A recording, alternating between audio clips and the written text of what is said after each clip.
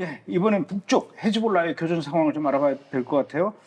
헤즈볼라 공격으로 이스라엘 민간인 2명이 사망을 했어요. 네, 화요일이었던 9일 저녁 헤즈볼라가 로켓 40여발을 이제 골란고원 쪽으로 발사를 했는데 그중 한 발이 민간인 2명이 타고 있던 차를 직접 타격해서 그 두 사람이 그 자리에서 사망을 했습니다. 사망자는 남성 1명, 여성 1명인데요. 이들은 46세의 부부였고 집으로 돌아오던 길에 로켓 공격을 받아서 사망했다고 합니다. 이들의 세 자녀가 하루아침에 고아가 됐는데요. 이 두 사람의 사망으로 헤즈볼라의 공격을 받아서 사망한 이스라엘 민간인의 수가 12명으로 늘어났습니다. 근데 헤즈볼라의 이번 공격은 사실 이스라엘의 공격에 대한 보복성 공격이었습니다. 이 이스라엘이 레바논 베이루트와 시리아의 다마스코스를 잇는 이 고속도로를 달리던 차량 한 대를 공습을 했었는데요. 이때 차에 타고 있던 헤즈볼라 대원 한 명이 사망을 했는데 이름은 야세르 카르바나시라는 사람인데 이 사람은 헤즈볼라의 수장 나스랄라의 경호원이었다고 합니다. 그리고 또 국경을 넘어서 이란에 무기를 운반하는 데 관여했던 이제 헤즈볼라의 중간급 관리였다고 합니다.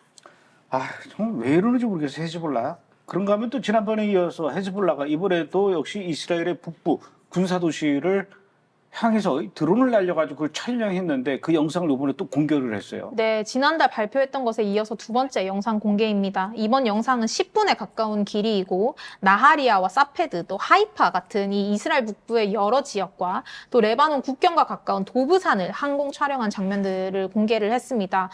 또 여기에 여러 스냅샷이 이제 등장을 하는데 이스라엘 북부에 위치한 여러 군사 전초 기지가 등장을 했고 헤즈볼라는 특히 이 이스라엘군의 정보 엘리트 부대죠. 8200 부대가 사용한다고 주장한 이 기지도 촬영해서 올렸습니다. 영상은 또 다음 편에 대한 예고편으로 끝이 나는데요. 이 부분에서는 이제 북부 도시 사페드와 특별히 갈릴리 지역에 대한 모습이 클로즈업이 돼서 등장을 했습니다.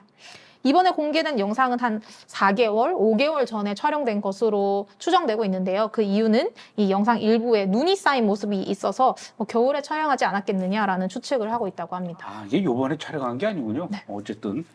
자, 헤즈볼라가 이렇게 이스라엘 향해서 드론을 날리는가 하면은 또 그 반대로 헤즈볼라 대원들이 사용하고 있는 그 휴대폰을 사용하지 말아라. 그 대신에 이 휴대폰 말고 유선전화, 옛날에 이렇게 했던 거죠. 띠띠띠띠로 여보세요 이렇게 했던 유선전화를 사용해라. 이렇게 옛날 방식으로 돌아가고 있다고 그랬대요.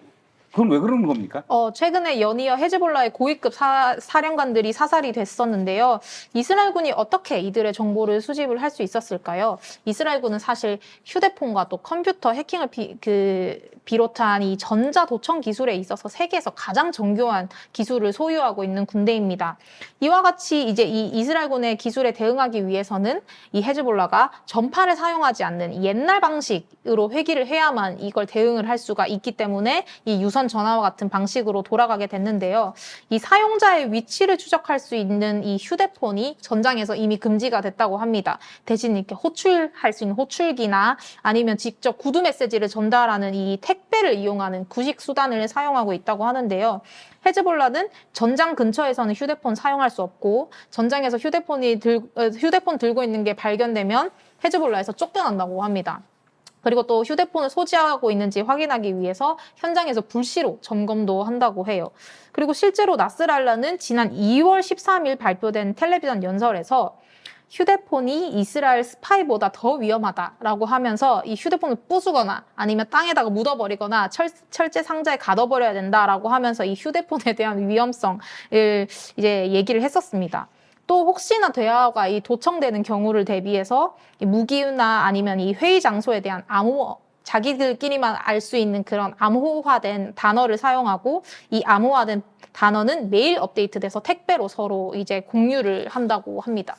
그리고 또 헤즈볼라는 텔레그램 채널을 이용해서 레바논 남부 주민들에게 이 CCTV, 보안 카메라의 인터넷 연결을 끊어라라는 성명을 발표를 하기도 했습니다. 실제로 보안 전문가들은 이런 저기술 대응책이 상당히 효과적이라고 이야기를 하는데요.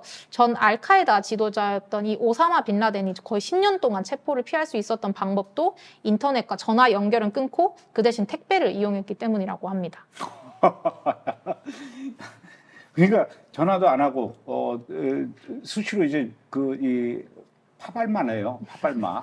파발마를 이용해서 이제 소식도 전하고 참 뭐라고 얘기해야 될지 잘 모르겠네요. 살기 위해서 그러는 거겠죠. 네.